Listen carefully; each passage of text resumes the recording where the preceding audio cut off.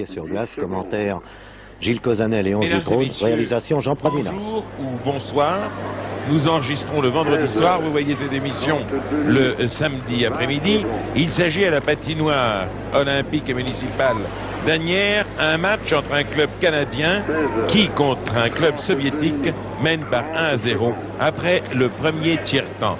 Les Canadiens sont à la droite de votre écran et jouent en rouge. Ils appartiennent à l'équipe de l'Ontario, de la ville de Petrolia, proche de Toronto. Les Soviétiques sont à la gauche de votre écran et jouent en blanc. Et ils appartiennent au club soviétique de Chimik, c'est-à-dire les chimistes contre les fabricants de pétrole. L'engagement va avoir lieu dans un instant.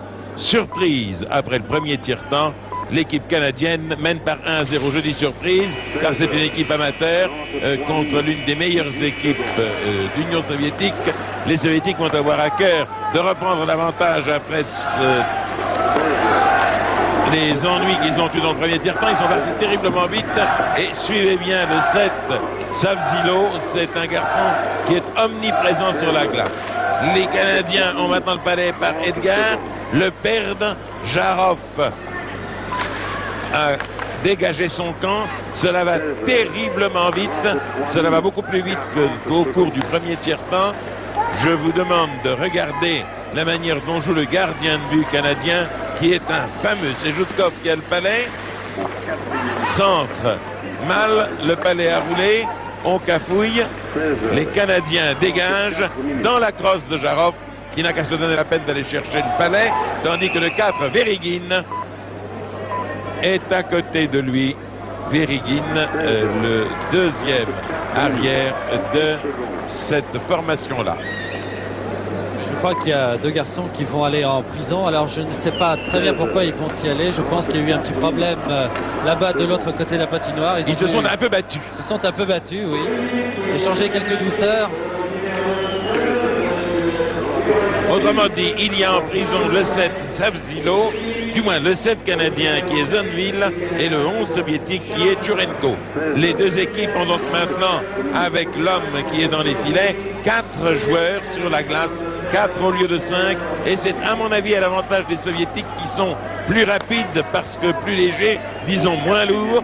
Ils patinent en tous les cas plus rapidement, tire dans la main droite de Avermat qui a dégagé. Nouveau tir. Les Soviétiques à 4 contre 4 ont un certain avantage qu'ils n'ont pas complètement à 5 contre 5. Pourquoi la légèreté joue-t-elle en faveur d'une formation réduite? C'est ce que le technicien de notre équipe d'antenne de Gilles Cauzanet va vous dire. Eh bien parce qu'on ne joue pas de la même façon à 4 qu'à 5, ça c'est bien évident. Et on n'obéit pas aux mêmes règles. Le palais ne circule pas de la même façon et ça est beaucoup plus rapide. Et effectivement, le patinage d'ailleurs des Soviétiques est légèrement plus rapide, plus coulé, et donc va un tout petit peu plus vite que celui des Canadiens. Et dans ces conditions, effectivement, vous aviez raison de souligner qu'à 4 contre 4, les Soviétiques ont peut-être une chance de marquer et de Bonjour Bourmas, concrétiser. pardon, c'était Pachkov. Excusez-moi de vous interrompre. C'était Pachkov, le gardien de but soviétique, qui a le visage protégé, comme d'ailleurs le gardien de but canadien. Excusez-moi de devoir couper en pleine attaque. Non, c'était juste pour dire donc qu'effectivement les Soviétiques peuvent concrétiser ce but qu'ils attendent tant et égaliser face aux Canadiens. Alors regardons un petit peu ce qui se passe sur la glace. Samington toujours, poursuivi par Gouadji, le soviétique, qui doit être un homme du Midi, sans doute de l'Azerbaïdjan. Contre-attaque russe. Tir. Avermat n'aurait pas pu l'arrêter, mais le tir est passé à 1 mètre de la cage. Les Canadiens l'enlèvent à Chagin. Samington se replie. Berne, le 16, canadien, tire d'un des frères Wilson. C'est Gary Wilson. Ils sont 5 frères Wilson, frères ou cousins germains d'ailleurs, dans l'équipe canadienne. Et les Russes repartent à une vitesse fantastique. Sur leur droite, c'est Pachkalin qui centre, mais malheureusement, Chikin dormait et n'a pas reçu le palais. Et dès qu'il l'a eu, il l'a dégagé à droite. On se demande pourquoi. Ce n'est pas digne d'une formation comme celle-là. Goarget. Goarget contre Dan Wilson, le Canadien. Goarget toujours qui fait de la dentelle devant son gardien de but. Passe le palais à son attaque déployée et tire du 13, merveilleusement dégagé par la jambière droite d'Abermart. C'est Abermart vraiment un excellent gardien de but et c'est ce que nous avons vu de meilleur à Paris, tout au moins depuis de longues années. 37 minutes, 30 secondes. Les joueurs en prison ont regagné la glace. Ils sont à nouveau 5 contre 5. 37 minutes. 2 minutes marquées par un patinage extrêmement rapide des Soviétiques, mais les Canadiens ne s'en sont pas laissés compter. Au 4e stop, il sera exactement 16 heures, 38 minutes. Débordement par l'aile gauche. Krutov qui tourne sur lui-même, laisse un coéquipier, tire de la gauche vers le centre, tandis que Krutov s'est rabattu vers la droite. 38 minutes, 10 secondes.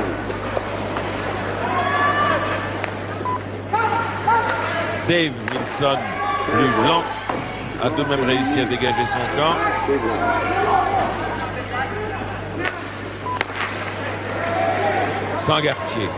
Sangartier se faufile, 30 secondes. laisse à Ron Wilson. Et les Soviétiques repartent à l'attaque. Non.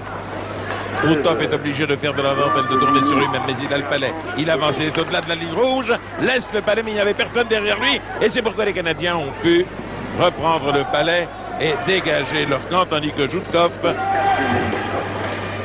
est allé chercher le palais. 16 heures, 29 minutes. Sabzino et le 11 Chourkin étaient seuls devant la cage lorsque, fort opportunément, l'un des cousins Wilson est tombé sur le palais. Voyons comment les choses se sont passées. Il a réussi à lui sortir le palais d'entre les pieds. C'est admirablement bien fait. Et ça, c'est le travail canadien. Ils sont très très forts à ce jeu-là. Ils savent très très bien subtiliser un palais, surtout en défense. Et ça c'est le fait qu'ils ont des bras extrêmement forts et que c'est un avantage extrêmement important. Mais il l'a remarquablement bien fait parce qu'il a fallu la répétition au magnétoscope pour que l'on vite exactement ce qui s'était passé. Les Soviétiques donnent toute la gomme. Ils ont toujours un but de retard. Et on ne pensait pas que ce serait le score au bout de 35 minutes de jeu effectué. Alors qu'il y a un joueur soviétique qui va en prison pour avoir tenu la crosse d'un de ses adversaires. L'arbitrage devient plus sévère, il avait été plus coulant au cours du premier tiers-temps. Les Canadiens sont maintenant 5 contre 4 Soviétiques, les Soviétiques ayant donc le désavantage d'être menés par 1-0 et d'être 4 contre 5 Canadiens. 16 heures, 40 minutes, 30 secondes. Edgar, 16 heures, poursuivi par Jarov. 30 minutes, 40 secondes.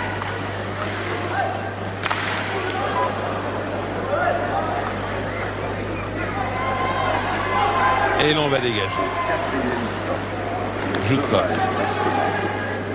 Joutkov, pendant que, si vous voulez, le palais n'a pas été remis au centre du terrain, les Russes voient l'horloge, voient le temps couler à l'horloge, et le temps qu'il reste à leur camarade Churenko à passer en prison s'écoule.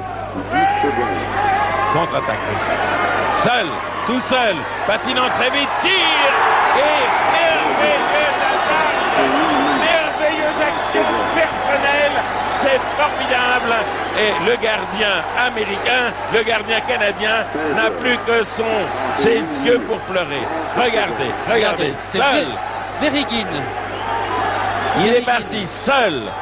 Il a transpercé la défense canadienne, qui n'a même pas pu suivre tellement il patinait vite. Prend à contre-pied l'un des frères Wilson, se rabat et hop, d'un petit coup tire entre les deux jambières du gardien de but canadien qui est, pour la première fois depuis le début de la partie, s'est laissé surprendre du très grand hockey. Oui, je crois que là, il y a deux constatations à faire après ce but. C'est d'une part que ce but a été marqué par les Soviétiques alors qu'ils étaient en état d'infériorité numérique, qu'il a été marqué sur un exploit personnel de Verigin. C'est une chose inhabituelle chez les Soviétiques qui marquent plutôt de façon collective. Et la troisième réflexion, je crois, c'est ce joueur Verigin, qui est un joueur qui ne paye vraiment pas de mine, qui est petit, mais qui est extrêmement agile, extrêmement rapide, et qui a joué à la canadienne et qui a marqué son but à la canadienne.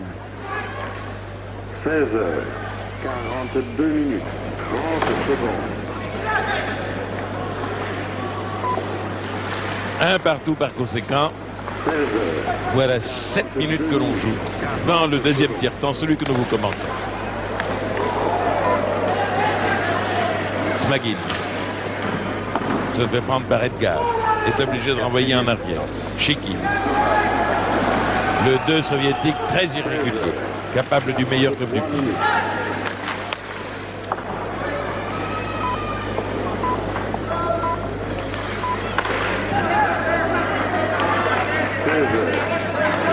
Dave Wilson, derrière Habermas. Hésite, attend, qu'est-ce qu'il attend? On se demande, qu'est-ce qu'il attend pour être heureux que Samington le 8 vienne lui prendre le palais? 20 secondes. Ils se le passent les uns aux autres. C'est une espèce de départ lancé d'attaque canadienne, mûrement réfléchi d'ailleurs, n'a rien donné. Pachkalin laisse à Turenko. 16h, 43 minutes, 40 Turenko qui était en prison au moment où Verigin a marqué le but pour son équipe. Changement de joueur. quatrième, Ils ont bien voulu changer de maillot, ce dont il convient de les remercier. 4 minutes, 20 secondes.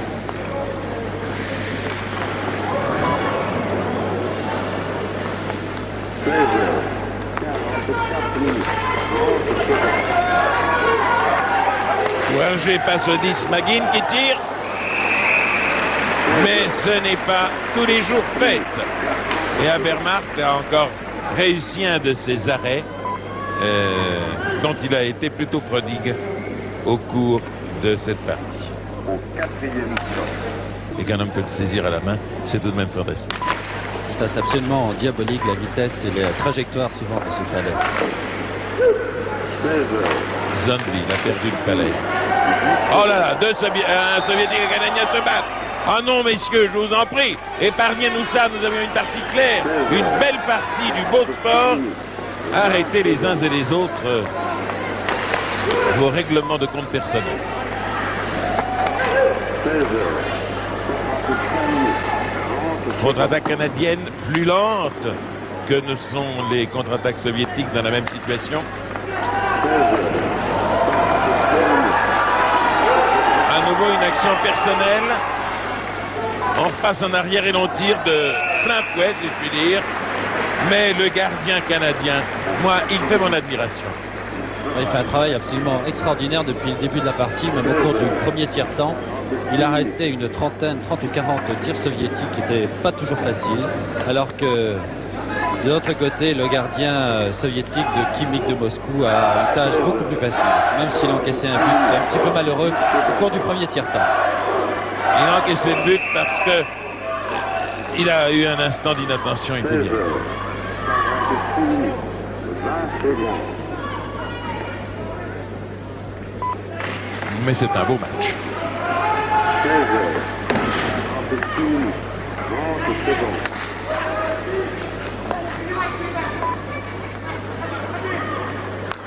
16h, Jarov, 46 minutes, 40 secondes.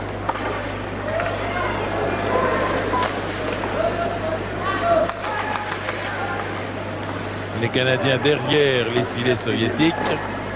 Edgar le reçoit, il n'était pas prêt. Et à nouveau des bagarres éclatent. Des bagarres, oh là là, deux hommes. La bagarre entre les hommes devient générale. La cage au fol frissonne. 16h, Et l'un des arbitres, l'un des trois arbitres, reconnaissable à leur maillot rayé, vient leur dire, messieurs, il a dû leur dire pas de salisette. 20 secondes.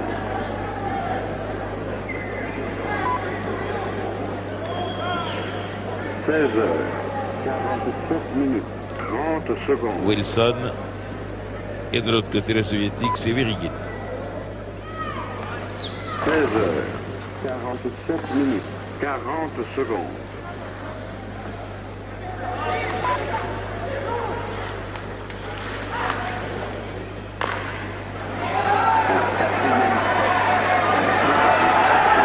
Encore une fois, Verigin, l'homme qui marqua tout à l'heure quand ils étaient 4 contre 5. Dégagement interdit.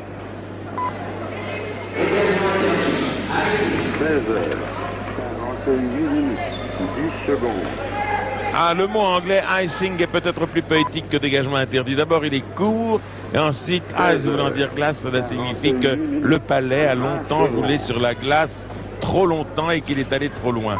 On dit en 2 syllabes, icing, salut beau masque. 16 heures, 48 Monsieur minutes, Pashkov. 30 secondes. Le jeu ralentit un peu. 16 heures, À chaque engagement, les équipes en profitent pour souffler. 40 secondes.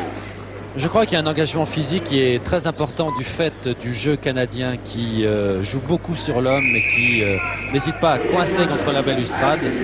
Et ça doit vraiment user un organisme. 16 heures, 49 minutes. Encore dégagement interdit. On vient vers le rond d'engagement lentement, lentement.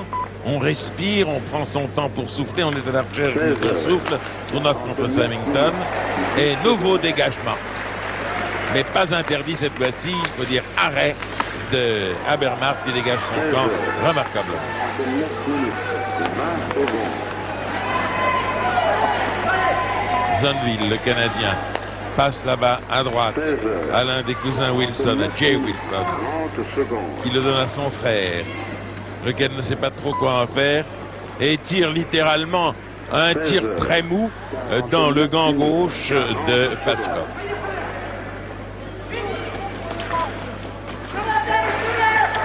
Oh là là, encore des bagarres.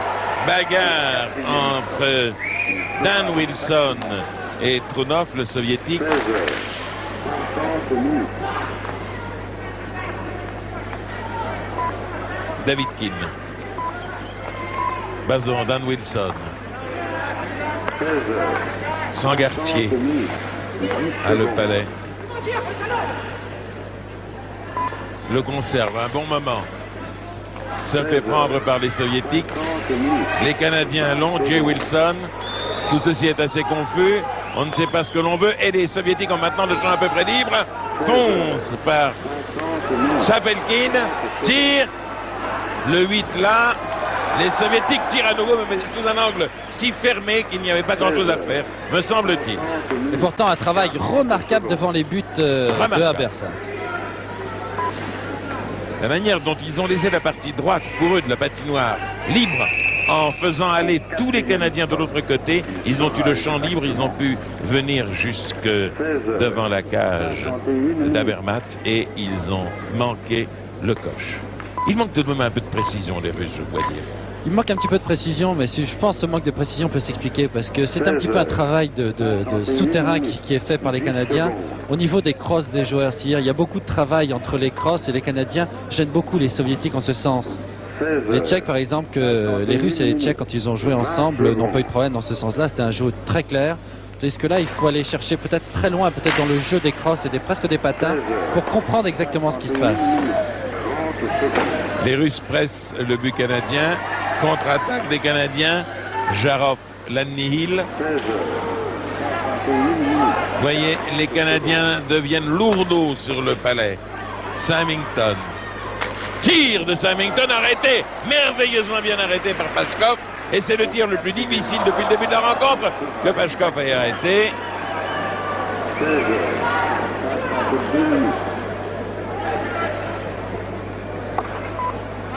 On joue depuis 12 minutes dans ce deuxième et avant-dernier tiers-temps. Dégagement interdit encore une fois. 10 secondes.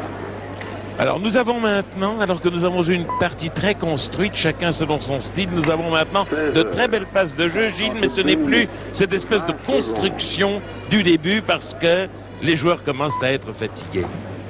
D'une part, je crois que les Canadiens ne sont pas au mieux de leurs conditions physiques, et d'autre part, les Soviétiques qui sentent que les Canadiens sont à leur portée, essayent aussi un petit peu de se dégager tout seul et de faire, de construire quelque chose, comme Verigin tout à l'heure quand il a marqué, de faire des actions individuelles.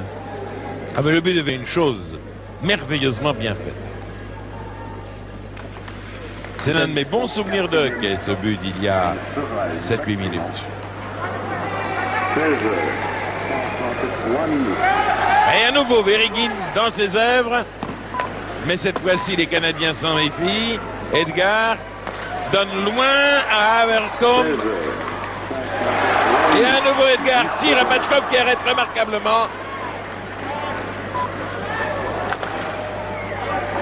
16 heures, Suivez bien Shurenko le 11. Suivez Zhukov le 17.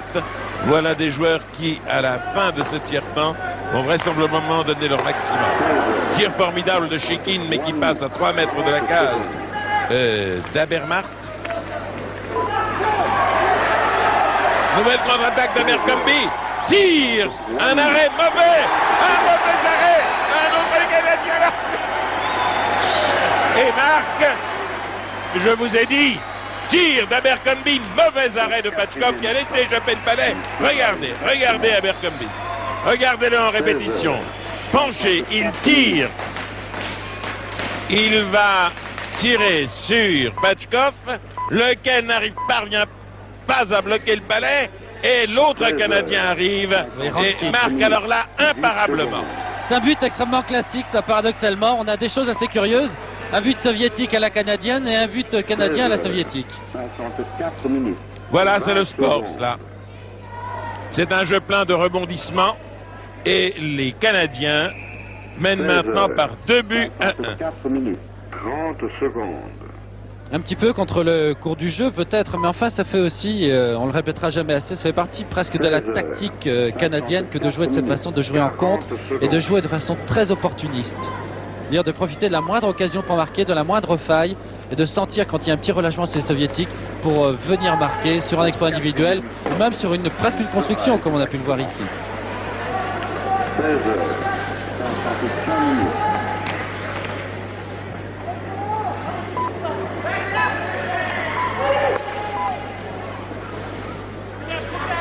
Heures, 55 minutes, 10 secondes.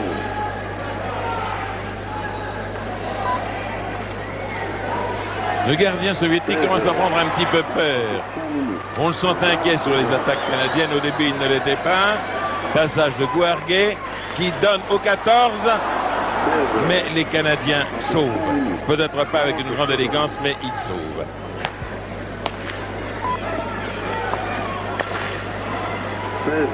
Sapelkin. Sapelkin ou Strunov. Strunov à Guargé. Guargé trop individualiste. À nouveau Sapelkin. Et Abermart a arrêté une fois de plus. Je voudrais le répéter. C'est un grand gardien de but qui est là en train de balayer un peu devant sa porte. Mais c'est un grand gardien de but. C'est un gardien de but de la classe internationale, indubitablement. Je vous rappellerai que l'équipe Petrolia de la province de l'Ontario, ici, là, l'équipe canadienne est championne amateur senior de son pays. 36 minutes, 30 secondes.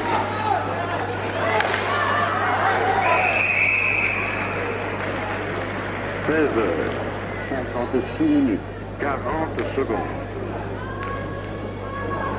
On joue depuis presque 15 minutes dans ce deuxième tiers-temps qui, comme tous les tiers-temps, comprend 20 minutes de jeu effectif, arrêt de jeu défalqué par conséquent.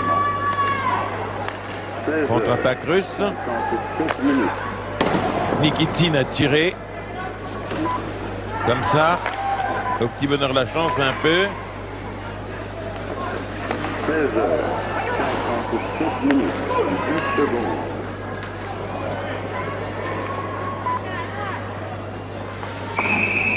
Heures, 57 minutes, 20 secondes. 16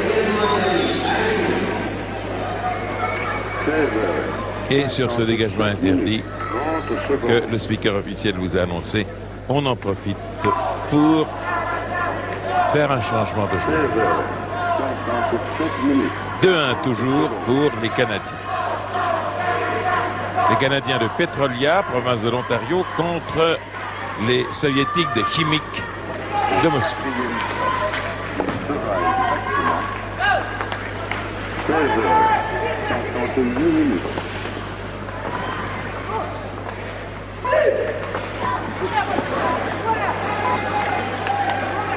Verigin 16 heures, laisse à Yutkov. 58 minutes. 10 secondes. Yutkov toujours ne parvient pas à tirer. Verigin là-bas qui est le meilleur joueur sur la patinoire. 20 secondes. Yutkov, les Russes hésitent, construisent quelque chose, essayent de démarquer un de leurs joueurs pour qu'il puisse tirer. Sapelkin est obligé d'aller chercher le palais presque au-delà de la ligne rouge de défense de son camp. Et en un instant, le combat change de face, le combat change d'âme, mais parti de loin. Verigin va pouvoir... Ah, il a failli tirer, il était en position de déséquilibre, n'a pas pu chercher son équilibre, n'y parvient pas, donne le palais à son coéquipier qui tire. Quel dommage que Verigin se soit trouvé en position de déséquilibre. Il aurait pu tirer, c'est dommage.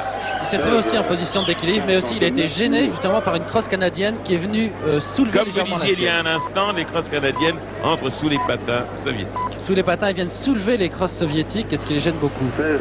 Et alors, Verigin, pour revenir à Verigin, c'est vraiment le joker soviétique, puisque c'est un arrière qui joue en position très très en pointe et qui vient surprendre un petit peu toute la défense 16 canadienne. heures. Il tient tous les postes à lui tout 59 seul. 20 secondes. Trounov contre le 22 canadien. Le 22 à Agnières, bien entendu. 59 minutes. 30 secondes. Le 22 à Agnières, ça n'a pas marché, comme chez Fernand Reynaud. Et il faut qu'il soit remplacé. Ils sont remplacés par Pachkalin et Edgar. Dan Wilson. Au quatrième stop, il sera exactement Jay Wilson. 17 heures. 22 Wilson. Pachkalin par terre.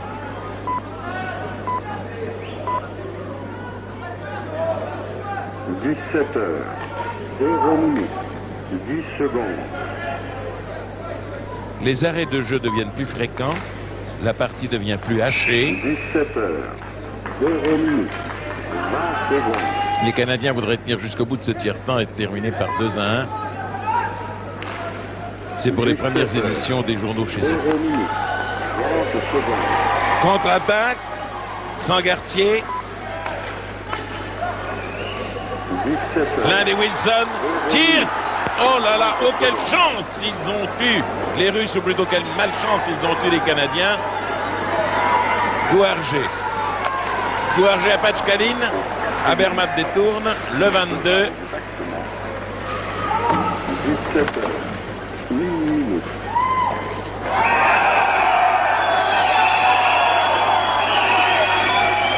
Oh là là, oh là là, oh là là. C'est pas rondel. C'est Bon, pas c'est rondel. pas méchant, ça, en fait, Le 7. Et je n'ai pas vu le soviétique contre lequel il se battait. 17 heures. 1 minute. Et c'est à juste titre que l'arbitre donne 2 minutes de prison à Zonville. 17 heures. Maintenant, les Soviétiques sont à 5 sur la glace contre 4. Et c'est le moment venu pour eux d'égaliser. Là, ils devraient mettre toute la sauce, je crois, comme l'on dit. Oui, toute la sauce, mais attention, la défense canadienne est aussi très forte, on l'a vu tout au long de la partie, ce qui explique peut-être le score, un but seulement des Soviétiques, c'est peut-être parce que la défense canadienne est très très forte, au contraire de son attaque. Elle est sporadique, mais elle est forte. Il sera exactement 17 heures. 2 minutes.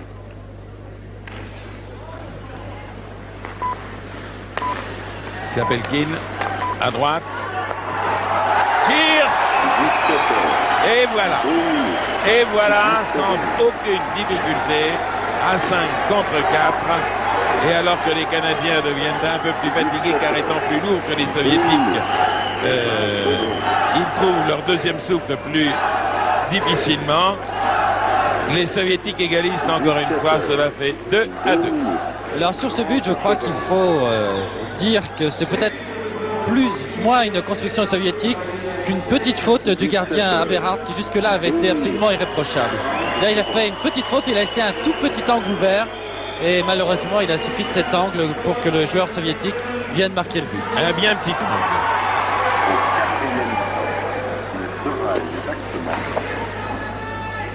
17 heures, 3 minutes.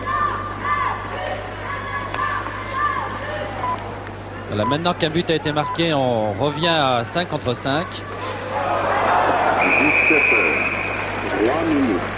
Fatigué par une partie très remarquable, Aberhart, le gardien de but canadien, n'a plus l'air d'être tout à fait dans son 3 assiette. minutes, 20 secondes.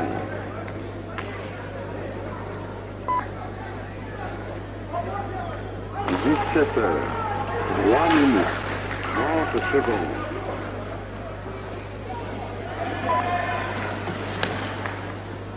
17 heures, 3 minutes, 40 secondes. Redépart des Canadiens. Munston. Le 3 que nous avons peu vu sur la glace. Contre-attaque russe par Savzilo, le 7. Tir arrêté, irrégularité signalée par l'arbitre. Irrégularité, me semble-t-il. Oui, il a lancé sa crosse qui est interdite. Crosse lancée dans les jambes de l'adversaire. 10 secondes. Dave Wilson, le 5 pour le Canada. Sapelkin, le 5 pour le Soviétique. 20 secondes. Mais l'affaire s'est située autre part. Oui, c'est le numéro 3, Munston, le barbu. qui a lancé sa crosse. Et c'est l'assistant du capitaine le numéro 5 qui est venu discuter avec les arbitres, prétendant qu'en fait sa crosse avait glissé toute seule. Ce dont je ne suis pas très sûr. Je pense que c'est une mauvaise foi. Et l'arbitre donne une pénalité majeure, c'est-à-dire non pas 2 minutes, mais 5 minutes de prison.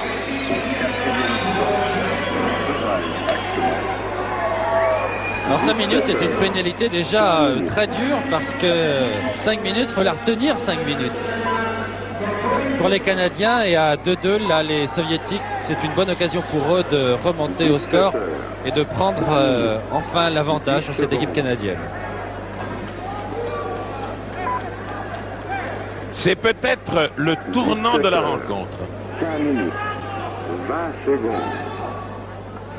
Les Canadiens continuent à discuter avec les arbitres. Ils ne sont pas certains du bien fondé de la pénalité infligée à Munston. C'est le capitaine Edgar qui est venu discuter avec les arbitres. 17 heures, 5 minutes, 40 secondes.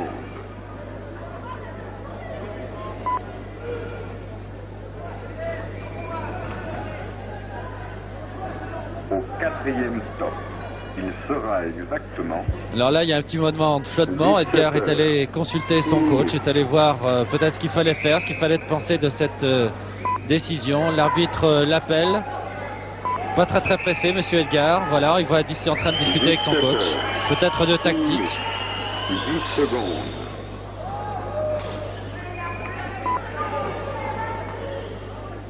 « 17 heures, 6 minutes, 20 Cela secondes. s'appelle faire contre mauvaise fortune, mauvais cœur.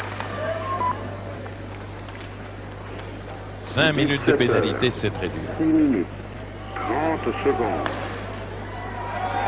Et Verigin lance en avant Zhutkov, 17 heures, contré par l'un des Wilson. 40 secondes.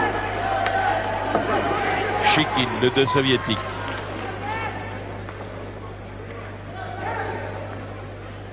Au 4e stop, il sera Et exactement... Jarov qui l'a donné à Zhutkov. 17 heures, 7 minutes. Arrêté le long de la balustrade par Dan Wilson. Verigin, 17 heures, 7 minutes, 10 secondes. le match prend des allures qui, 17 heures, je le crains, peuvent dégénérer 20 secondes. en bagarre. Je ne sais pas pourquoi je sens de l'électricité dans l'air. 17 heures. Les Canadiens ont l'air désemparés, profitent longuement des arrêts de jeu, ne savent plus très bien à quel sein se vouer. À 2-2, il est bien évident qu'il y a de fortes chances que les Russes maintenant jouent à 5 contre 4, leur prennent l'avantage. Même à l'engagement, il y a des gestes de brutalité. C'est ce dont j'avais peur. Exactement. 17 heures, 8 minutes. Oh là là, messieurs, donnez-nous du beau sport. Ne videz pas des querelles entre vous. 17 heures, 8 minutes, 10 secondes.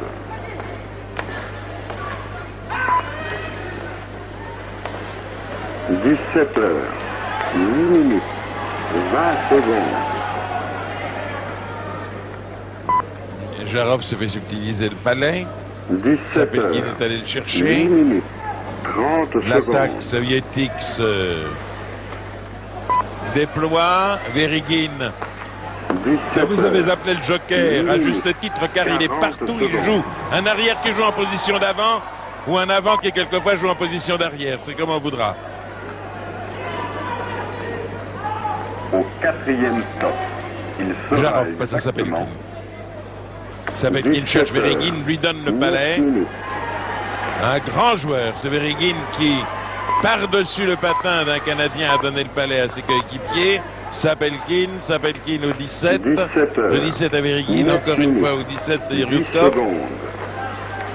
Il y en a un qui finira par se démarquer. Non, les Canadiens reprennent le palais et le lancent 17 aussi heures, loin que possible. 9 minutes. Le travail que 20 viennent de montrer secondes. les Soviétiques est proprement fabuleux, de propreté, de netteté, de précision des passes. 17 heures, 9 minutes. Tir qui va trop haut. 30 secondes. Le palais sort. Il reste quelques secondes à jouer, 55. 17 heures, 9 minutes, 40 secondes.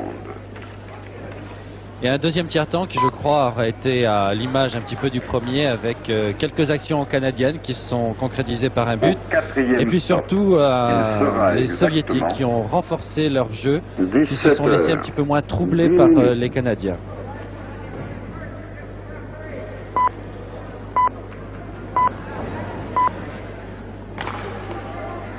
« 17 heures, 10 minutes, 10 secondes. Sapelkin, 17 heures, 10 minutes, 20 secondes. le rythme se ralentit de plus en plus. 17 heures, Avermaet dégage de la crosse 30 ses filets. secondes. Sapelkin à nouveau là-bas à gauche. À Chagin. 17 Et heures, Sapelkin 10 minutes, va 40 passer le palais secondes. sans se faire trop de mourants. Et voilà, C'est fini, c'est la but. fin du deuxième tiers-temps, alors qu'à la patinoire d'Asnières, les Soviétiques de 4e stop, il sera Chimique exactement et les Canadiens de 17 heures, Petrolia 11 minutes. sont à 2 partout dans un match dont on peut dire qu'à de rares exceptions près, il aurait été... Nous sommes donc au troisième tiers-temps. Les Canadiens ont marqué le seul but de la première période et les deux équipes sont à égalité 2-2 au début du dernier tiers-temps. 10 Les joueurs de secondes. Khimik sont en blanc et ceux de Petrolia en rouge. Les deux formations ont des styles complètement à l'opposé. Les soviétiques, comme ici, pratiquent les montées offensives collectives avec une circulation rapide du palais et une grande mobilité des joueurs dans la zone d'attaque. Combinaison qu'ils renouvelleront souvent avec un tir au but à la clé. À tel point que Aberhart, le gardien de Petrolia, devra faire des prodiges. Il sera d'ailleurs le meilleur joueur de son équipe. Le jeu canadien est fondamentalement différent. Il opère par contre-attaque rapide après interception, avec un avant très en pointe qui tente sa chance tout seul.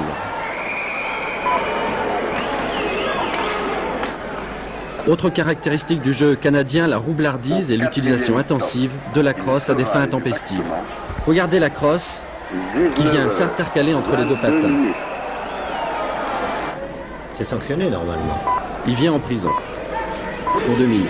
On ne badine pas.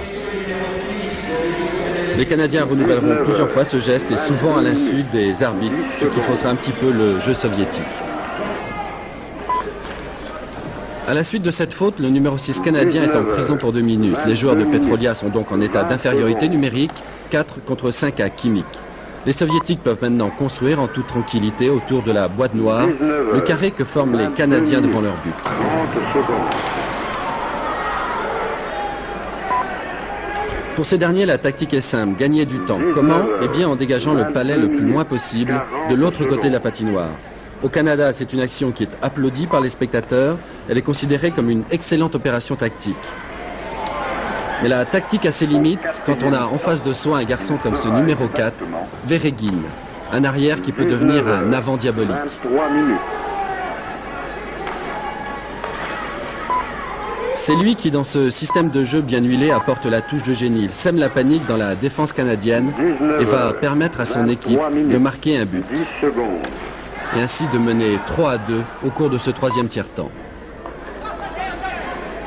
19h, 23 minutes, 20 secondes. Voilà, tir de Veregin. 19h. Les soviétiques mènent donc 3-2 et la supériorité numérique a donc payé.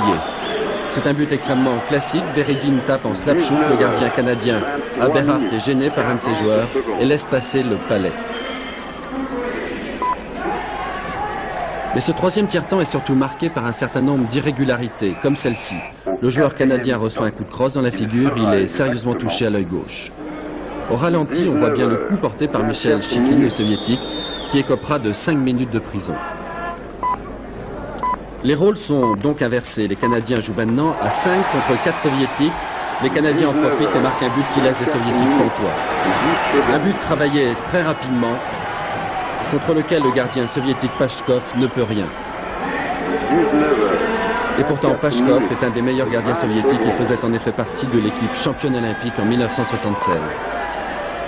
La fin de la partie entre les deux équipes sera extrêmement hachée et marquée par de nombreux séjours en prison.